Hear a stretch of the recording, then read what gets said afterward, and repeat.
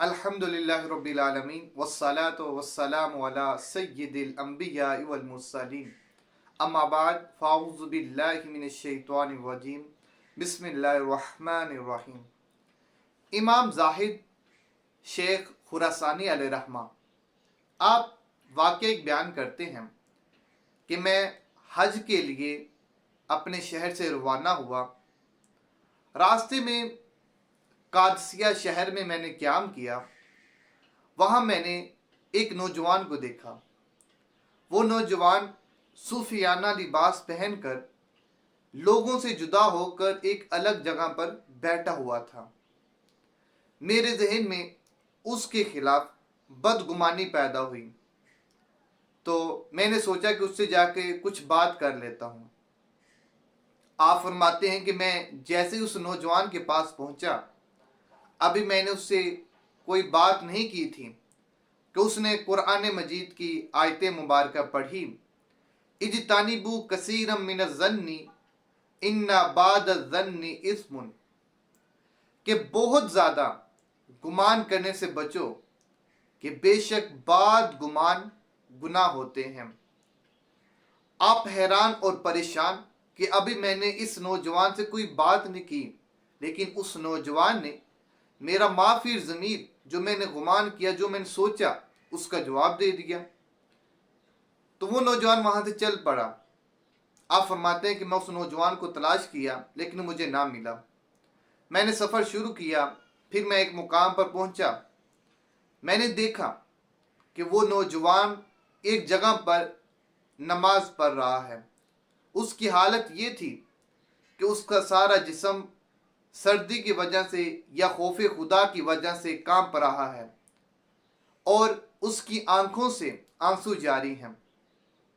آپ فرماتے ہیں کہ میں نے ارادہ کیا کہ میں اسے جا کے معافی مانگوں جو میں نے اس کے خلاف اپنے ذہن میں بری بات سوچی۔ آپ فرماتے ہیں جیسے میں اس نوجوان کے قریب پہنچا، وہ نماز سے فارغ ہو گیا تو اس نے، ابھی میں نے کوئی بات کی ابتدا نہیں کی تھی، اس نے مجھے پھر جواب دیا اور قرآن مجید کی آیت مبارکہ پڑھ کے مجھے جواب دیا اور فرمایا کہ بے شک میں بخشنے والا ہوں، جو توبہ کرے، پھر ایمان لائے، پھر نیک عمل کرے اور پھر ہدایت پا جائے۔ میں حیران اور پریشان، یہ کیسا نوجوان ہے کہ میں جو بھی بات ذہن میں سوچتا ہوں یہ فوراً ہی اس کا جواب دے دیتا ہے۔ آپ اسی سوچ میں تھے کہ وہ نوجوان وہاں سے چل پڑا۔ آپ نے پھر اس نوجوان کو تلاش شروع کر دی۔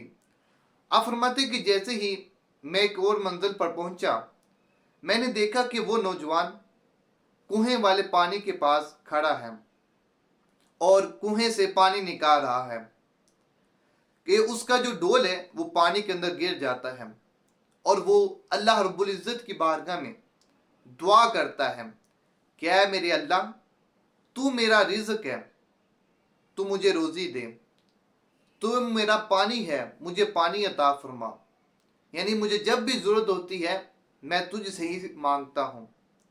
آپ فرماتے ہیں کہ ابھی اس نوجوان نے یہ دعا کی تھی کہ کنویں کا پانی اوپر آ گیا اور اس نوجوان نے کنویں سے وہ ڈول لیا، پانی لیا، وضو کیا اور نماز میں مصروف ہو گیا۔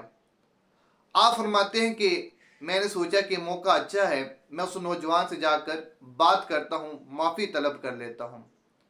آپ فرماتے ہیں کہ میں نے ابھی ادھر ہی کھڑا تھا، لیکن میں نے دیکھا کہ وہ نوجوان جب نماز سے فارغ ہوا تو وہ جو ڈول تھا جس کے اندر کچھ پانی رہ گیا تھا، اس نوجوان نے اس پانی کے اندر تھوڑی سی ریت ڈالی، اس کو ہلا کر پینا شروع کر دیا۔ میں حیران اور پریشان کہ یہ کیسا ماجرا ہے، ایسا نوجوان کہ پانی کے اندر ریت کو شامل کر کے پی رہا ہے۔ آپ فرماتے کہ میں اس نوجوان کے قریب گیا اور اسے کہا کہ اللہ رب العزت نے تمہیں بہت ساری نعمتیں عطا کی ہے، مجھے کچھ کھانے کے لیے دو۔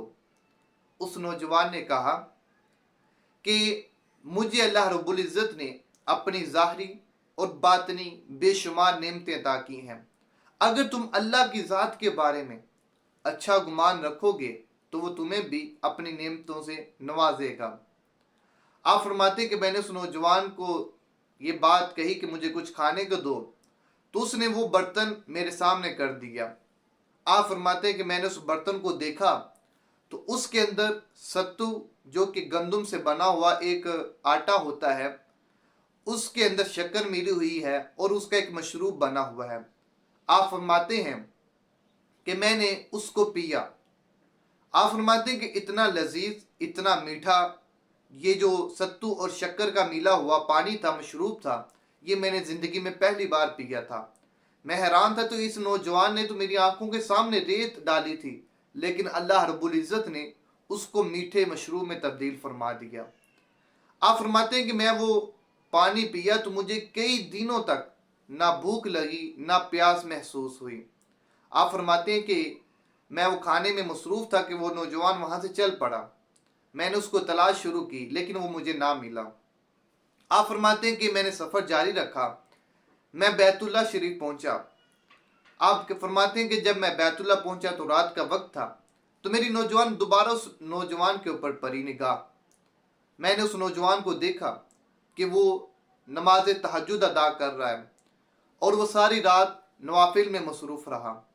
جب نماز فجر کا وقت ہوا تو وہ نوجوان اٹھا، نماز فجر ادا کی، اس کے بعد وہ بیت اللہ کا طواف کیا۔ اس نے بیت اللہ کے طواف کے بعد جب وہ حرم سے باہر آیا تو ایک جگہ پر بیٹھ گیا۔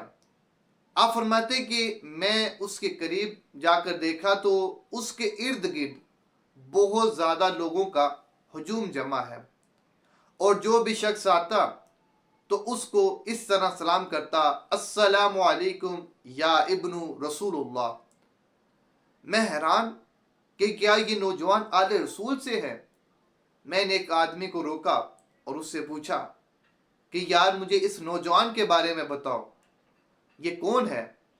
اس نے جواب دیا کہ یہ آل رسول میں سے ہے، آل علی میں سے ہے، فاطمہ الزہرا کی اولاد میں سے ہے، یہ امام جعفر صادق رضی اللہ تعالیٰ عنہ کے بیٹے امام موسیٰ کاظم رضی اللہ تعالیٰ عنہ ہیں۔ آپ حیران اور پریشان۔ آپ فرماتے ہیں کہ اس قدر عجیب و غریب کرامات اور واقعات کا وقوع پذیر ہونا تو آل رسول ہی سے روح پذیر ہوگا۔ امام موسیٰ کاظم علیہ رحمہ اتنے باوقار شخصیت تھی، اتنے بڑے محدث فقیہ تھے کہ آپ کی مثال نہیں ملتی تھی۔